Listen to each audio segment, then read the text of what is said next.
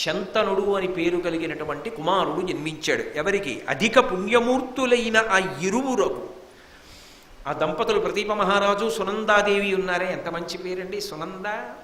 సునందాదేవి ఉందే, ఆమెకు ప్రదీప మహారాజు గారికి కలిసి జన్మించినటువంటి ఆ ఉత్తమమైనటువంటి పిల్లవాడు అమరనిభుడు. దేవతలు ఎటువంటి కాంతితో ఉంటారో అటువంటి కాంతి కలిగిన వాడు. కౌరవాన్వయంబు వెలుగుచుండ పుట్టే. కురు మహారాజు గారు పుట్టిన కారణం చేత, వంశకర్త అయిన కారణం చేత వంశానికి కౌరవ వంశము అని పేరొచ్చింది.